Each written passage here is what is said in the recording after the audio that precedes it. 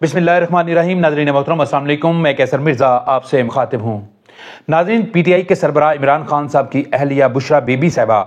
क्या वाकई इस्टेब्लिशमेंट के एजेंडे को आगे बढ़ाएंगी और क्या उन्हें एक मोहरे के तौर पर इस्तेमाल किया जाएगा? इस हालिया जो कंस्पिरेसी है इसमें किस हद तक सदाकत है, आज के प्रोग्राम में आपको मुकम्मल तफसील के साथ बताएंगे। और इसके अलावा पीटीआई के एक सीनियर रहनुमा शौकत यूसुफ सईद साहब की तरफ से पार्टी क़यादत को सख्त तनकीद का निशाना बनाया है और उन्होंने नौ मुंतखब चीफ जस्टिस साहब उनकी तैनाती का खैर मकदम भी किया और पार्टी क़यादत को एक मशवरा भी दिया है कि वो उनको भी खैर मकदम करना चाहिए। इस हालिया सूरत हाल में और इस वक्त उनका बयान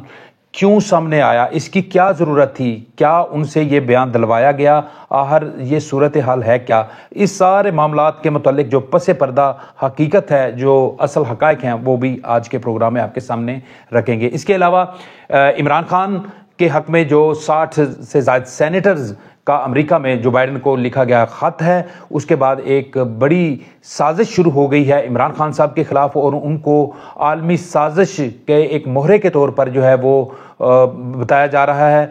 और उनकी करैक्टर असैसिनेशन हो रही है। इसमें किस हद तक सदाकत है? क्या आलमी सतह पर इमरान खान के हक़ में उठने वाली आवाज़ों को मुतनाज़ा बनाने के लिए ये ऐसा कुछ किया जा रहा है, या वाकई अमेरिका में इमरान खान के हक़ में जो है एक बड़ी मौसर तहरीक शुरू होने वाली है? इन तमाम अमूर के मुतल्लिक भी आज के प्रोग्राम में आपको आगाह करेंगे। इससे पहले आगे बढ़ें, आपसे गुजारिश है कि हमारे चैनल को अगर आपने अभी तक सब्सक्राइब नहीं किया तो बराए करम सब्सक्राइब कर दें, वीडियो को लाइक और शेयर करें। नाज़रीन, बुशरा बीबी साहबा की रहाई होती है और वो बनी गाला और लाहौर को अपना मस्कन बनाने की बजाय केपीके में पहुंचती हैं और वहां पर पहुंचकर उन्होंने बगैर कोई आराम किए या मेडिकल ट्रीटमेंट लिए या डॉक्टर को प्रॉपर चेकअप कराए बगैर ही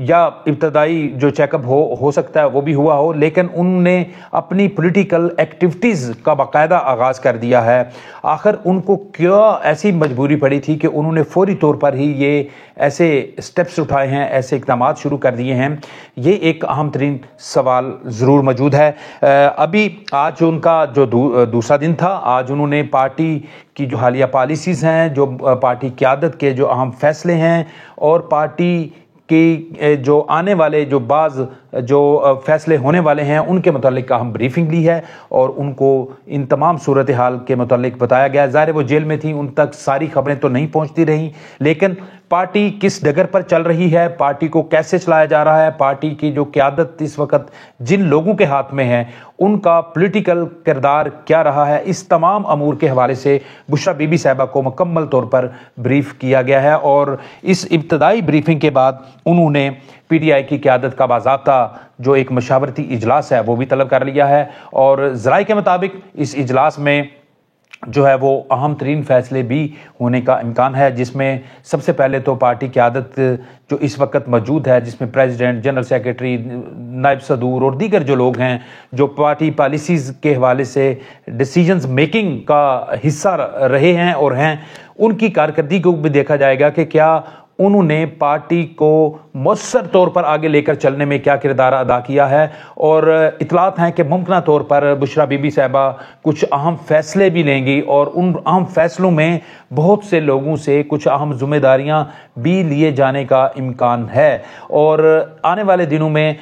जो है आंदा की जो हुकूमत के ख़िलाफ़ जो स्ट्रेटजी होगी उसको भी तरतीब दिया जाएगा। इन तमाम अमूर के हवाले से जो है वो इजलास जो बीबी साहिबा ने बुलाया है, इसमें लगता है कि जो पाकिस्तान का पॉलिटिकल मंजरनामा है शायद वो आने वाले दिनों में ज़रूर तब्दील होगा और इस इक़दाम से पीटीआई में किस हद तक जो है वो बेहतरी आएगी, क्या पीटीआई की जो एक पॉलिटिकल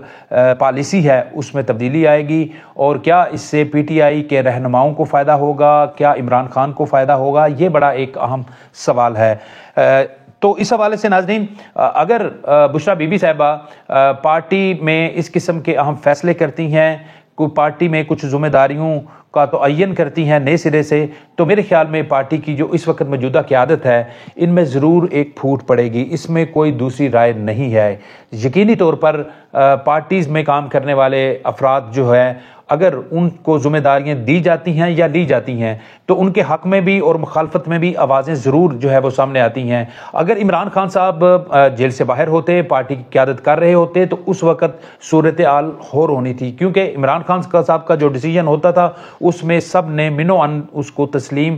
کرنا جو ہے وہ یوں کہہ لیجیے کہ ان کے لیے فرض عین سمجھا جاتا ہے۔ تو چونکہ عمران خان صاحب اب نہیں ہے باہر، تو یہ جو فیصلے ہیں اگر بی بی صاحبہ کرتی ہیں تو پارٹی کی قیادت جن لوگوں کے پاس ہے، جن کے پاس اہم عہدے ہیں، وہ ضرور اس چیز کو محسوس بھی کریں گے، اور آنے والے دنوں میں لگتا ہے کہ پارٹی میں ایک بڑا جو ایک خلا ہے قیادت کی سوچ میں، وہ واضح طور پر جو ہے وہ سامنے آئے گا، اور اگر ایسا ہوتا ہے تو میرے خیال میں اسٹیبلشمنٹ اپنے ایجنڈے میں کامیاب ہو جائے گی۔ اور اس کو ایک اور اہم نقطہ اسی کے ساتھ ملا کر آپ کو ضرور دیکھنا پڑے گا کہ آج ایک دن پہلے بشرا بی بی صاحبہ کی رہائی ہوتی ہے، اس کے اگلے ہی دن عمران خان صاحب کی جو دونوں بہنیں ہیں ان کی بھی ضمانت پر رہائی ہو جاتی ہے۔ تو اس طرح سے جو ہے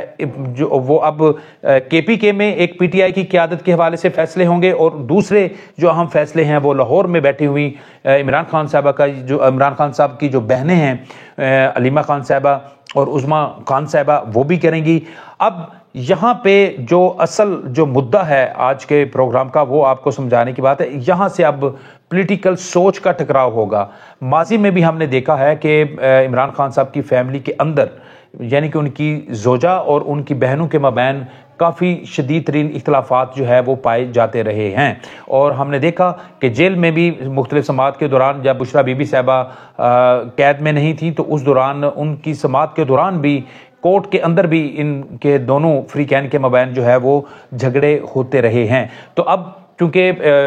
عظمیٰ صاحبہ اور علیمہ صاحبہ وہ بھی پارٹی کے حوالے سے اہم فیصلے دیتی ہیں، ان کو مشاورت میں لیا جاتا ہے پارٹی قیادت کی طرف سے، اور بلکہ یوں کہہ لیجئے کہ جو پارٹی ٹکٹوں کی تقسیم ہے اس میں بھی ان کا بڑا امپورٹنٹ رول رہا ہے گزشتہ الیکشن میں۔ تو اب ایک سائڈ پہ وہ فیصلے کریں گی، دوسری سائڈ پہ بشرا بی بی صاحبہ جب فیصلے کریں گی تو یقینی طور پر پارٹی کے اندر ایک بڑی پھوٹ پڑے گی، اور میں نہیں سمجھتا کہ یہ جو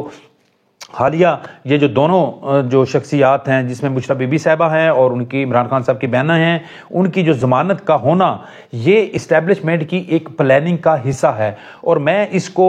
جو جوڑ رہا ہوں، جو عاصم ملک صاحب ہیں D G I S I, یہ ان کی ایک جو اسٹریٹجی ہے، پولیٹیکل اسٹریٹجی، یہ مجھے لگتا ہے یہ اسی کا حصہ ہے۔ اور لگتا یہ ہے کہ عاصم ملک صاحب نے جب سے تعیناتی ان کی ہوئی ہے اس کے بعد آئی ایس آئی میں ایک بڑی تبدیلی جو ہے وہ دیکھنے میں ہمیں ملی ہے، اور سب سے بڑی تبدیلی پی ٹی آئی کے حوالے سے جو انہوں نے اختیار کی ہے وہ یہ ہے۔ اور ایک تو عاصم ملک صاحب کی تعیناتی کے فوری بعد ہم نے دیکھا کہ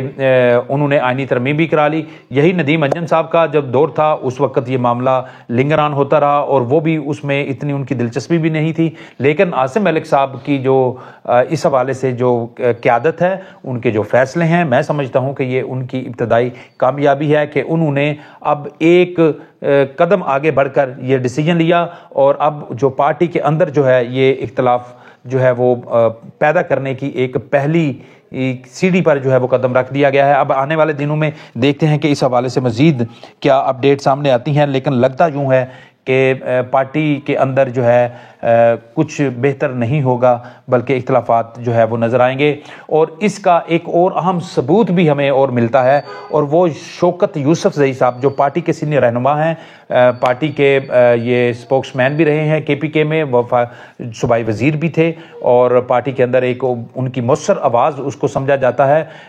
تو اب ان کی طرف سے پارٹی کی قیادت کو آج تنقید کا نشانہ بنانا اور پارٹی قیادت کے فیصلوں کے خلاف ان کا ایک بیان آنا اور چیف جسٹس آف پاکستان کی تعیناتی کا خیر مقدم کرنا اس بات کی نشاندہی کرتا ہے کہ یہ بیان جو ہے وہ انہوں نے خود سے نہیں دیا، بلکہ ان کے اس بیان کے پیچھے باقاعدہ ایک پلاننگ ہے، اور وہ پلاننگ جو ہے وہ واضح طور پر جو ہے اس طرف اشارہ کرتی ہے کہ پی ٹی آئی کی جو کے پی کے کی قیادت ہے وہ اس وقت جو فیڈرل میں بیٹھی ہوئی قیادت ہے اس کے خلاف جو ہے ممکنہ طور پر آنے والے دنوں میں ایک مؤثر آواز بننے جا رہی ہے۔ اور یہ شوکت یوسف زئی صاحب کا یہ جو بیان ہے یہ ان کا ذاتی بیان نہیں ہے، بلکہ مجھے لگتا ہے کہ یہ خیبر پختونخوا کے سی ایم علی امین گنڈا پور صاحب کی طرف سے جو ہے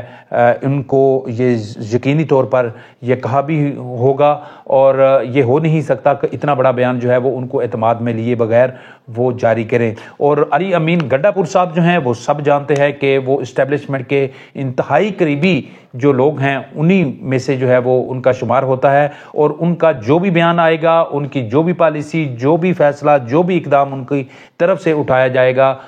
ہم ایز اے جرنلسٹ ان کو اسٹیبلشمنٹ کا ہی اقدام قرار دیں گے، اور یہ آنے والے دنوں میں جو ہے یہ مزید واضح ہو جائے گا۔ حالانکہ پچھلے کچھ عرصے سے ان کا جو پولیٹیکل کریکٹر ہے وہ بالکل واضح ہو چکا ہے، پورا پاکستان جانتا ہے، پی ٹی آئی کی تمام قیادت، پی ٹی آئی کے تمام رہنما اس چیز کو جانتے ہیں، اور وہ ان کے تعلقات آپ کو پتہ ہے کہ عمر ایوب صاحب کے ساتھ بھی اچھے نہیں ہیں، سلمان اکرم راجہ صاحب کے ساتھ بھی اچھے نہیں ہیں، گوہر خان صاحب کے ساتھ بھی کوئی بہت فرینڈلی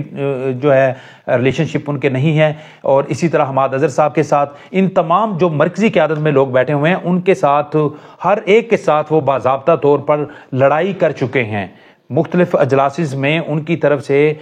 جو واضح طور پر قیادت کی جو پالیسیاں ہیں ان کو تنقید کا نشانہ بنایا جاتا رہا ہے، اور آنے والے دنوں میں اس میں مزید شدت آئے گی، اور اگر شدت آتی ہے تو پارٹی کی جو قیادت ہے وہ یقینی طور پر وہ بکھرے گی۔ تو یہ ایک الارمنگ سچویشن مجھے تو نظر آتی ہے، لیکن دیکھتے ہیں کہ آنے والے دنوں میں اس حوالے سے کیا پیش رفت ہوتی ہے۔ عمران خان صاحب کا ایک اور اہم معاملہ، اس کی طرف مختصراً بات کریں گے، گو کہ اس کی ڈیٹیل میں جائیں گے تو زیادہ اچھے طریقے سے اس کا انالیسس کر سکتے ہیں، لیکن جو ابھی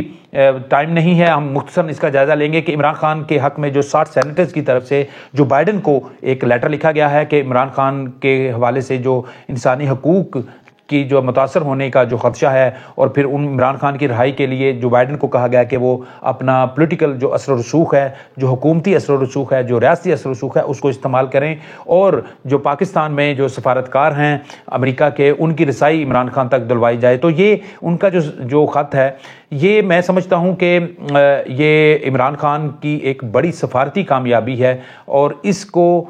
جو مسلم لیگ نون کے لوگ ہیں یا حکومت میں جو بیٹھے ہوئے جو لوگ ہیں یا ان کے جو وہ پروپوگنڈا ایک جو ان کی ٹیم ہے وہ اس کو جوڑ رہی ہے کہ یہ عمران خان عالمی سازش کا حصہ ہے۔ عالمی جو طاقتیں ہیں جو پاکستان میں انسٹیبلٹی چاہتی ہیں وہ عمران خان کو استعمال کرنا چاہتی ہیں، کیونکہ پاکستان اس وقت ترقی کے راستے پہ چل رہا ہے، پاکستان میں بہتری آ رہی ہے، سرمایہ کاری پاکستان میں ہو رہی ہے، پاکستان میں جی ڈی پی کی ریشو بہتر ہو رہی ہے، پاکستان میں زر مبادلہ کے ذخائر بڑھ رہے ہیں، تو مہنگائی کی شرح بھی سنگل ڈیجٹ پہ آ رہی ہے۔ تو ان کا یہ موقف ہے جو حکومتی شخصیات ہیں کہ عالمی طاقتیں اور عالمی جو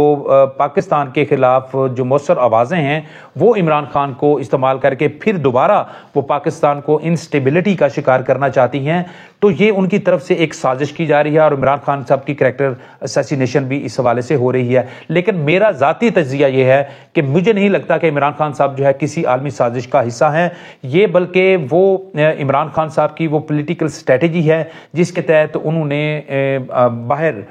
مختلف ممالک میں انٹرنیشنل جو لابنگ فرمز ہیں وہ جو ہائر کی ہیں، یہ ان کی کامیابی ہے۔ یہ انہوں نے باقاعدہ پلاننگ کے تحت جو ہے ایک امیج بلڈنگ کے لیے جو ہے یہ باقاعدہ انہوں نے کام کیا، اور اس کے اثرات بھی ہمارے سامنے نظر آئے ہیں۔ ماضی میں تو ہم نے دیکھا اور سنا تھا کہ مختلف حکومتیں کسی اپنی پولیٹیکل یا حکومتی جو پالیسیز ہیں اس حوالے سے لابنگ کرتی تھیں، لیکن ہم نے دیکھا کہ بھارت ہے، باقی دیگر جو ممالک ہیں وہ اتنے کامیاب نہیں رہے جتنے عمران خان صاحب کی جو کامیابی ہمیں اس میں دکھائی دیتی ہے۔ تو لہٰذا اس کو ایک پولیٹیکل سکسیس کے طور پر لیا جانا چاہیے، اس کو عمران خان کو ایک عالمی طاقتوں کے ایجنڈے یا ان کے مہرے کے طور پر لینا کسی طور پر بھی مناسب نہیں ہے۔ ناظرین، اب تک اتنا ہی، پھر آپ کی خدمت میں دوبارہ حاضر ہوں گے، تب تک اجازت دیجیے، اللہ حافظ۔